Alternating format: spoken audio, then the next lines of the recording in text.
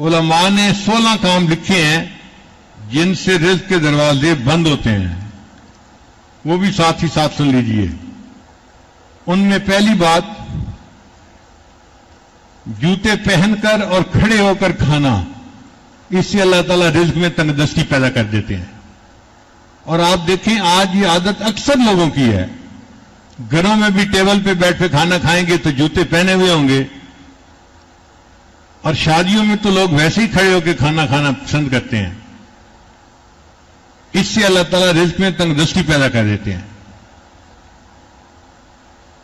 بیت الخلاء میں ننگے سر جانا، اب آپ بتائیے کتنی کامن عادت ہے،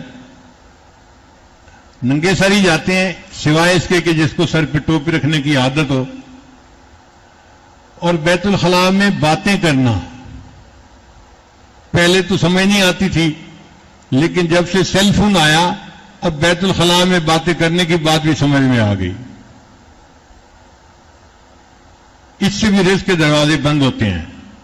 تیسرا، مہمان کو بوجھ سمجھنا، مہمان کے آنے پر جس بندے کو تھوڑا تنگی محسوس ہو تو اللہ رزق کے دروازے بند کر دیتے ہیں۔ چوتھا، بغیر ہاتھ دھوئے کھانا کھانا، یہ تو بہت عادت ہے آج، بغیر ہاتھ دھوئے کھانا کھانے سے رزق کے دروازے بند ہوتے ہیں۔ پھر کھانے کے برتن کو صاف نہ کرنا، کھانا تو کھا لیا اور جو بچا ہوا ہے بس وہ اسی طرح چھوڑ دیا۔ پلیٹ کو صاف کرنا سنت ہے۔ پھر مسجد میں آ کر دنیا کی باتیں کرنا، جو بندہ مسجد میں آ کر دنیا کی باتیں کرے اللہ اس کے رزق کو تنگ کر دیتے ہیں۔ پھر 7واں نمبر ہے فقیر کو جھڑکنا۔ فقیر کو جھڑکنا بہت بڑا گناہ، آپ نہیں دے سکتے تو اس کو پیار سے کہیں کہ بھئی آپ آگے چلے جائیں۔ ڈانٹ ڈپٹ کرنے کا کیا مطلب ہوتا ہے؟ جو فقیر کو دیکھ کے تیوریاں چڑھائے، شکل بنائے اور اس کو بھگائے، اللہ اس کے رزق کو تنگ کر دیتے ہیں۔ پھر مغرب کی نماز کے بعد بغیر عذر کے سونا، کوئی مریض ہے یا کوئی عذر ہے وہ تو الگ بات ہوئی، کئی لوگوں کی عادت ہوتی ہے، تو مغرب کے بعد اگر سونے کی عادت بنا لی جائے تو اس سے رزق تنگ ہو جاتا ہے۔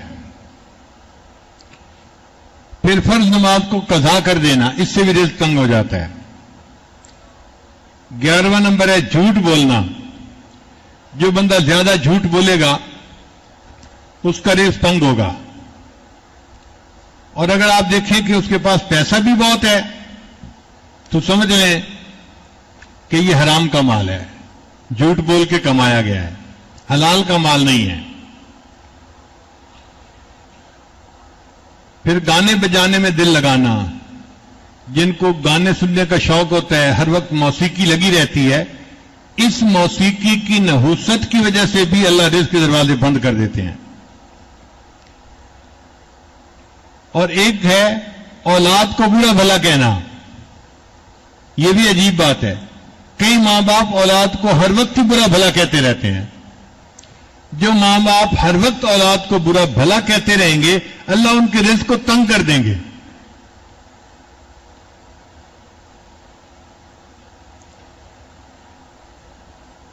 پھر قرآن مجید کو بے وضو چھونا،